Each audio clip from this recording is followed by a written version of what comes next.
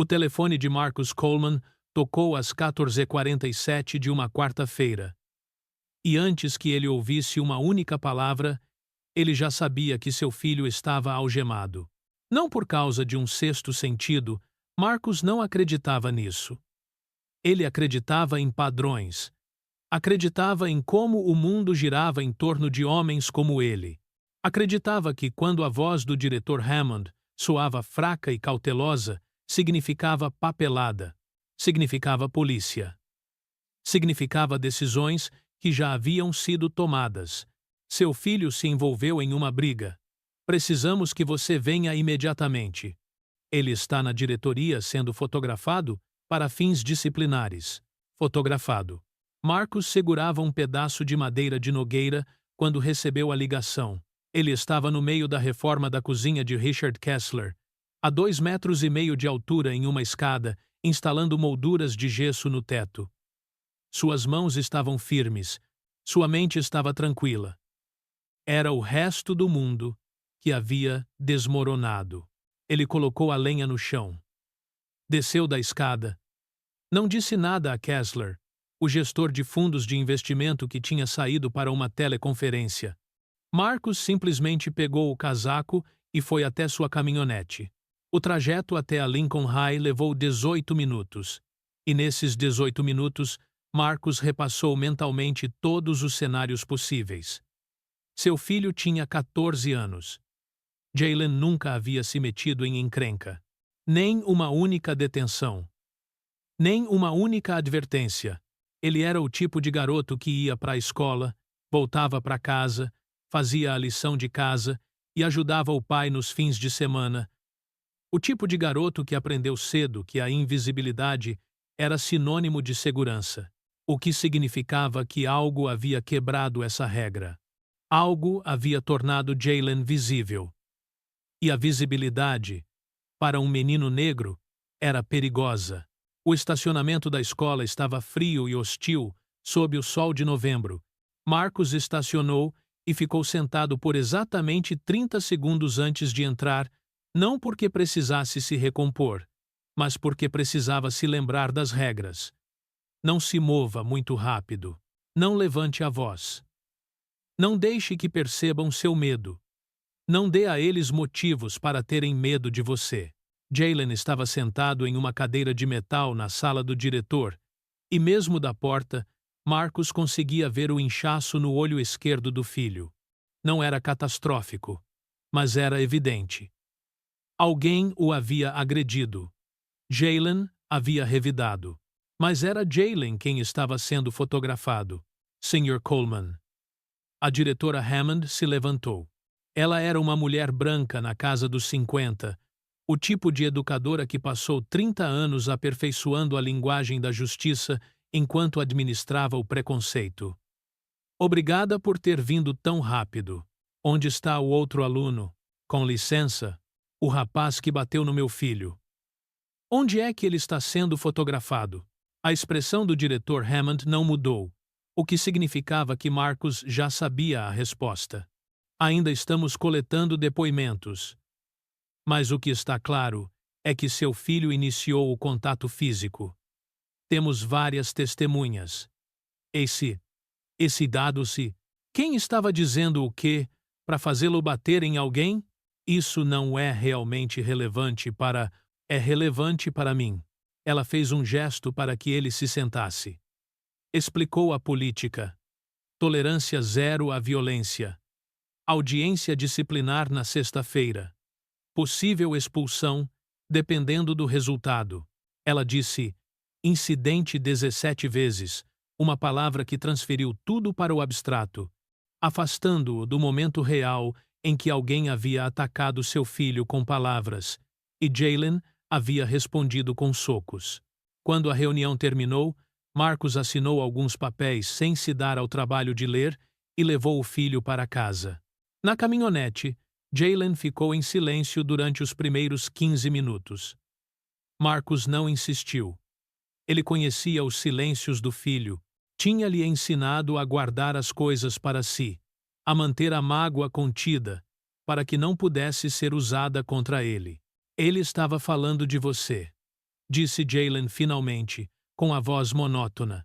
Sobre a mamãe ter ido embora. Disse que pais negros não conseguem manter suas famílias unidas. Disse que era genético. Como se tivéssemos um DNA defeituoso ou algo assim. Ele não parava. Continuava falando. E as pessoas riam. E eu só. Jalen parou. Marcus estendeu a mão e agarrou o ombro do filho, sentindo a tensão ali, a raiva contida pela pura força de vontade. Diga-me exatamente o que ele disse. Cada palavra. Jalen fez isso. Os insultos não eram criativos, nunca foram. Apenas o vocabulário padrão da ignorância, envolto na confiança de um garoto que nunca havia enfrentado as consequências. O nome do garoto era Derek Thornton. Naquela noite, Marcus estava sentado à mesa da cozinha com o laptop. Suas mãos ainda estavam manchadas de suor do trabalho. Havia 3 projetos inacabados do outro lado da cidade. Seu telefone vibrou 6 vezes clientes, empreiteiros, as constantes exigências de sua vida. Ele ignorou tudo. Ele digitou Derek Thornton na barra de pesquisa. As redes sociais do garoto eram públicas. O Instagram estava cheio de fotos de lacrosse, fotos de férias, festas de aniversário em clubes de campo. O tipo de infância que era visível, celebrada, documentada. Marcus continuou rolando a tela até encontrar o que procurava. Richard Thornton, CEO da Pinnacle Ridge Holdings, membro do conselho da escola. Filantropo. Inúmeras fotos dele em galas, inaugurações e cortes de fita. Sempre sorrindo, sempre confiante. Sempre na companhia de outros homens poderosos. Marcus abriu uma segunda aba. Ele pesquisou Richard Thornton, gentrificação. E encontrou artigos sobre famílias desalojadas, sobre bairros que haviam mudado, sobre a forma como o dinheiro havia circulado por sua cidade como um predador, identificando espaços vulneráveis e os consumindo. Então, ele pesquisou outra coisa. Processo judicial de Richard Thornton. O artigo era antigo de 2006, 18 anos atrás. Uma mulher havia apresentado uma queixa de assédio sexual contra Richard Thornton. Os detalhes eram escassos, porque haviam sido mantidos em sigilo, ocultos sob os termos de um acordo. O nome da mulher era Catherine Wells. Marcus procurou por Catherine Wells. Nada. Ele tentou variações, gráfias diferentes, cidades diferentes, e então, em um banco de dados genealógico destinado a árvores genealógicas, ele encontrou uma única menção. Catherine Wells, anteriormente empregada no ramo imobiliário, mudou-se em 2007. Ela desapareceu do mundo profissional imediatamente após o acordo. Marcus fechou o laptop. Ficou sentado na escuridão da cozinha por um longo tempo. Na manhã seguinte, ele ligou para um advogado chamado David Chen, que trabalhava em um pequeno escritório em um centro comercial. Chen era negro e coreano, o que significava que ele entendia o funcionamento do mundo de uma maneira que os advogados caros não entendiam. Os advogados caros trabalhavam para o sistema. Chen trabalhava contra ele. Quero processar, disse Marcus. Chen ouviu a história inteira. Quando Marcus terminou, Chen ficou em silêncio por um longo momento. A expulsão é agressiva, disse Chen por fim. Mas eis o problema. Não temos dinheiro para lutar contra isso. Os distritos escolares têm orçamentos ilimitados para advogados. Você tem o que consegue pagar com o resto da sua vida. Contingência? Contingência significa que eu ganho se você ganhar. E precisamos ter certeza de que podemos ganhar. Conte-me mais sobre o pai de Derek. Marcus contou-lhe sobre a Pinnacle Ridge Holdings, sobre a gentrificação, sobre Catherine Wells e o acordo judicial sigiloso. A expressão de Chen mudou. Se Richard Thornton fez um acordo num caso de assédio sexual há 18 anos, isso é um padrão. Se ele faz parte do conselho escolar e toma decisões sobre como os alunos são disciplinados, isso é uma posição de poder. Se o filho dele está assediando outros alunos sem consequências, isso é um sintoma. Chen recostou-se. Isso poderia funcionar. Mas precisamos de provas. Como podemos obter provas quando tudo está lacrado? Nós fazemos um pedido de acesso a registros. Entramos com uma ação judicial. A ação judicial força a produção de provas. A produção de provas significa que eles têm que nos fornecer documentos que não querem nos fornecer. Às vezes, as pessoas guardam registros que não deveriam guardar. Às vezes, elas cometem erros. Chen aceitou o caso por honorários de êxito. Ele disse a Marcus que levaria meses. Marcus disse que entendia. A audiência na escola foi na sexta-feira, às 15 horas. Marcus vestiu o único terno que tinha, trançou seus dreadlocks e limpou as unhas até que estivessem impecáveis. Jaylen fez o mesmo. Eles estavam representando uma imagem de respeitabilidade para uma plateia que já havia decidido seu veredicto. O conselho escolar tinha 7 membros. Quando entraram na sala, Marcus viu Richard Thornton sentado na plateia. O homem era mais baixo do que suas fotos sugeriam, mas sua presença preenchia o ambiente. Ao lado dele estava um advogado de terno impecável. Alguém caro, alguém contratado para garantir que as consequências para seu filho desaparecessem. Derek Thornton sentou-se entre eles, parecendo genuinamente nervoso, o tipo de nervosismo que vem de alguém que nunca experimentou uma punição de verdade. Os fatos foram apresentados. 17 testemunhas disseram que Jaylen desferiu o primeiro soco. A declaração de Derek dizia que ele estava brincando e que Jaylen reagiu de forma exagerada. A advogada argumentou sobre políticas de tolerância zero e a importância de manter a ordem. Ela fez Jaylen parecer perigoso. Quando chegou a vez de Marcus, ele se levantou e falou calmamente sobre contexto, proporcionalidade e a diferença entre uma briga e a legítima defesa. O advogado o interrompeu. Sr. Coleman, seu argumento é que seu filho tem permissão para cometer violência por causa de sentimentos feridos? Meu argumento é que meu filho foi atacado verbalmente por causa de sua estrutura familiar e sua raça, e quando ele respondeu, foi o único que sofreu sanções disciplinares. O outro menino recebeu apenas 1 dia de suspensão. Meu filho corre o risco de ser expulso. Isso não é tolerância zero. Isso é tolerância seletiva.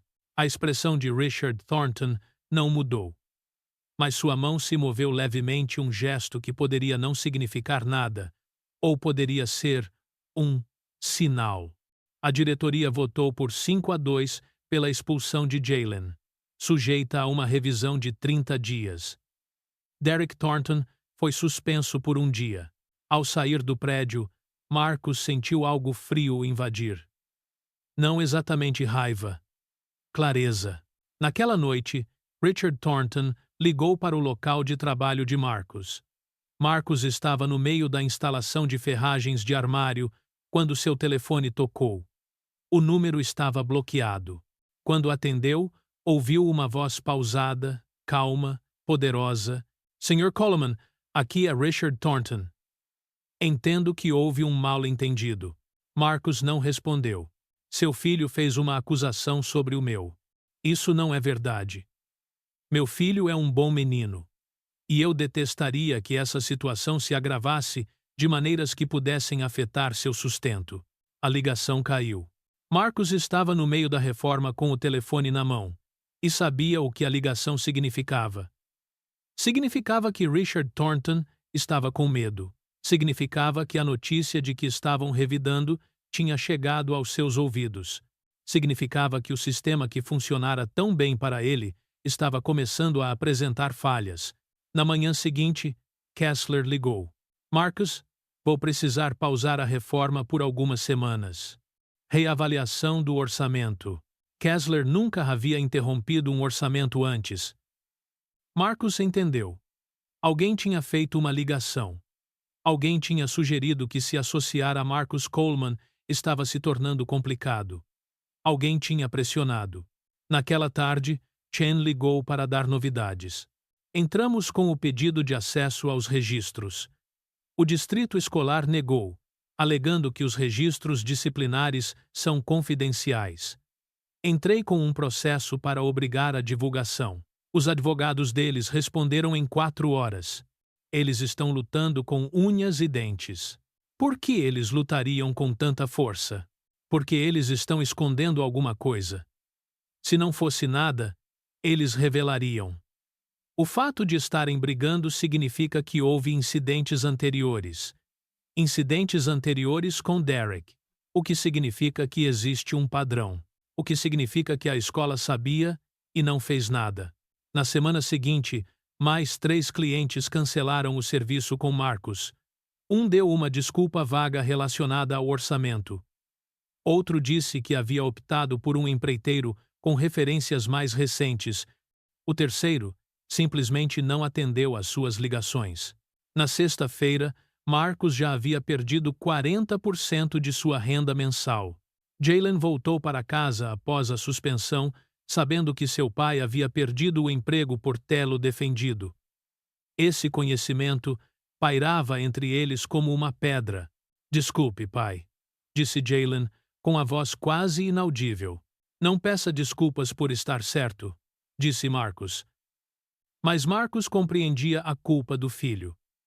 Jalen crescera entendendo que sua existência tinha um preço, que estar presente em espaços não projetados para ele exigia um sacrifício das pessoas que o protegiam. Na segunda-feira da semana seguinte, a escola recebeu uma ordem judicial obrigando-a a divulgar os documentos. Chen ligou para dar a notícia. "Eles vão lutar contra isso em cada etapa do processo", disse Chen. "Mas nós conseguimos a primeira vitória. Quando os documentos chegarem, prestem atenção às datas."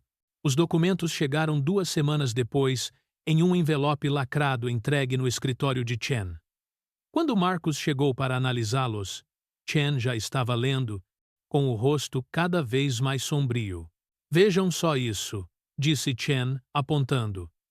Derek Thornton esteve envolvido num incidente de assédio racial há 2 anos. Outro aluno negro o denunciou. A escola investigou e depois marcou o caso como resolvido, sem qualquer punição efetiva. Marcus continuou a leitura. "Houve outro incidente. 1 ano atrás. Outro aluno. O mesmo padrão de linguagem racista. A mesma consequência mínima. Tem mais", disse Chen, virando as páginas. "O aluno que o denunciou há 2 anos? O nome dele é Marcus Washington. Ele mudou de escola 6 meses depois da denúncia." Marcus sentiu algo mudar em seu peito. "Ele saiu por causa do assédio", continuou Chen. "A escola sabia que Derek estava fazendo isso. Não fizeram nada. E agora seu filho está sendo expulso por reagir, enquanto Derek recebe apenas 1 dia de suspensão? Isso é deliberado. Isso é uma escolha." Chen começou a fazer ligações. Ligou para repórteres da emissora de notícias local. Ligou para defensores da educação. Ligou para outras famílias que poderiam ter vivenciado situações semelhantes. Na quarta-feira, a história já estava no jornal. Filho de membro do conselho escolar local enfrenta acusações de assédio enquanto a acusadora é expulsa. O artigo teve o cuidado de evitar alegações juridicamente prejudiciais, mas a implicação era clara. E, uma vez que a história se tornou pública, outras histórias começaram a surgir. Uma garota chamada Sofia, que denunciou Derek 3 anos atrás e passou por isolamento social desde então. Um garoto chamado Marcus Washington, que agora mora a 2 horas de distância, disposto a falar abertamente sobre os motivos que o levaram a ir embora. E então, aconteceu algo inesperado. Uma mulher chamada Catherine Wells ligou para o escritório de Chen. Ela tinha visto as notícias. Ela tinha reconhecido o padrão e estava pronta para conversar. Na manhã de sexta-feira, Chen chamou Marcus ao seu escritório. Marcus levou Jalen consigo, pois seu filho precisava entender o que significava estar exposto. Como era a resistência? E o que acontecia quando se recusava a deixar que pessoas poderosas se protegessem mutuamente? Catherine Wells estava sentada na sala de conferências de Chen. Ela estava mais velha agora, talvez 60 anos, cabelos grisalhos, olhos bondosos que aprenderam a ser cautelosos. Ela passou 18 anos vivendo tranquilamente após o acordo, vivendo de uma maneira que a impedia de ter que confrontar o que lhe havia acontecido. Mas ver o nome de Richard Thornton nas notícias, ver seu filho fazendo as mesmas coisas com outros alunos, abriu uma ferida. Ele me assediou sexualmente por 2 anos, disse Catherine em voz baixa. Eu denunciei. Eu tinha provas. E então os advogados dele apareceram. Eles me ofereceram $200.000 para assinar um documento, dizendo que eu não falaria sobre isso. Nunca. Para ninguém. Você tinha família para sustentar? Perguntou Marcus gentilmente. Sim. Eu era mãe solteira. O dinheiro significava tudo para mim. Então, eu aceitei. Peguei o dinheiro, assinei o documento, pedi demissão do meu emprego e me mudei. E passei 18 anos sabendo que fiz uma escolha que o protegeu, que permitiu que ele continuasse fazendo isso com outras pessoas. Ela olhou para Jaylen. É por isso que estou aqui. Porque não quero que outra geração aprenda que o dinheiro compra o silêncio. Que o poder não tem consequências. O julgamento começou 4 meses depois. Chen construiu um caso não apenas contra a escola por disciplina desigual, mas também contra Richard Thornton, pessoalmente, argumentando que sua influência no conselho escolar havia criado um padrão no qual seu filho escapava da responsabilização. O processo nomeou múltiplos incidentes, múltiplas vítimas e uma falha sistemática em lidar com o assédio, porque o assediador era filho do membro do conselho. Os advogados de Richard Thornton vieram munidos de todas as armas. Ataques à reputação de Catherine Wells, argumentos sobre a obrigatoriedade do acordo, pedidos de supressão de provas e táticas protelatórias destinadas a exaurir os recursos de um pai solteiro e de uma advogada que trabalha por honorários de êxito. Mas algo mudou quando Catherine subiu ao estrado. Ela testemunhou sobre o assédio. Ela testemunhou sobre o acordo. Ela testemunhou sobre o acordo de confidencialidade que a silenciou. E então, ela testemunhou sobre ter assistido a um vídeo de Derek Thornton no noticiário, falando sobre seu mal-entendido com Jaylen, e reconhecendo no assediador de seu filho os mesmos padrões que ela havia vivenciado com o pai dele. O rosto de Richard Thornton não se moveu, mas suas mãos se fecharam com força sobre a mesa à sua frente. O júri deliberou durante 6 horas. Quando retornaram, o veredicto foi claro. US 2,3 milhões para Marcus e Jaylen pela falha da escola em fornecer proteção igualitária, combinados com US 8 milhão em danos punitivos contra Richard Thornton pessoalmente por abuso de sua posição no conselho escolar. Catherine Wells recebeu uma indenização separada de US 800 mil por violação de sua privacidade e assédio contínuo. Em pé nos degraus do tribunal, Marcus não disse muita coisa. Deixou Catherine falar primeiro. Deixou Jaylen ficar ao seu lado, não mais invisível. Deixou as câmeras capturarem o momento em que o sistema finalmente responsabilizou alguém. Mas o que ninguém viu foi o que aconteceu 3 dias depois na cozinha de Marcus. Ele doou US 2 milhão para um fundo jurídico de apoio a famílias que lutam contra a discriminação nas escolas. Doou ainda US 500 mil para Catherine Wells, para que ela pudesse fundar uma organização sem fins lucrativos que documentasse casos de assédio em instituições de ensino. Ele guardou o que precisava para o futuro de Jaylen. O restante foi investido em ações para garantir que outras famílias não precisassem enfrentar as mesmas dificuldades. E Jaylen, agora com 15 anos, fundou um grupo de defesa dos estudantes. Não com raiva, mas com clareza. Ele documentou os incidentes, construiu uma rede de contatos, depôs perante o conselho escolar sobre a necessidade de investigação independente das denúncias de assédio. Ele se tornou o tipo de pessoa que aprendeu desde cedo que os sistemas protegem o poder, mas que os indivíduos podem se opor aos sistemas quando assim o desejarem.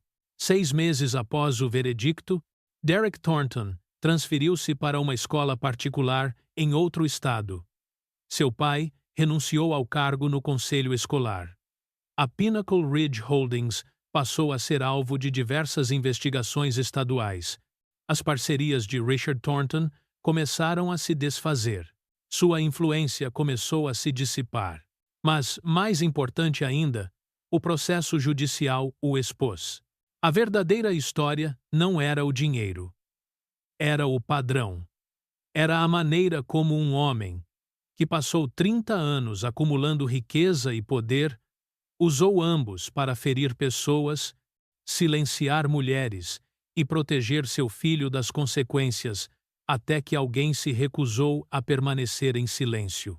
Numa terça-feira à noite, Marcus e Jaylen estavam na cozinha dele, a mesma cozinha pequena onde tudo começou, onde Marcus se sentava com seu laptop, descobrindo registros sigilosos e mulheres desaparecidas. Sabe qual foi a parte mais difícil? Perguntou Marcus ao filho. O quê? Sabíamos que estávamos certos, mas não sabíamos se o certo seria suficiente. Neste mundo, o certo nem sempre vence. Mas quando você escolhe lutar mesmo assim, quando se recusa a deixar que pessoas poderosas se protejam mutuamente, às vezes o impossível acontece. Jaylen assentiu com a cabeça, demonstrando compreensão apenas por experiência própria. Quero ser como você, disse Jaylen baixinho. Quero que você seja melhor do que eu, respondeu Marcus. Quero que você saiba desde o início que a sua voz importa, que a sua verdade importa, que nenhuma quantia de dinheiro deve comprar o silêncio. Eles estavam juntos sob a luz da cozinha, pai e filho, duas pessoas que aprenderam que o verdadeiro poder não se herda através do dinheiro ou da posição social. O verdadeiro poder vem da recusa em aceitar a injustiça como algo normal. O verdadeiro poder vem do trabalho silencioso e constante de dizer a verdade. E às vezes, apenas às vezes, o mundo ouvia.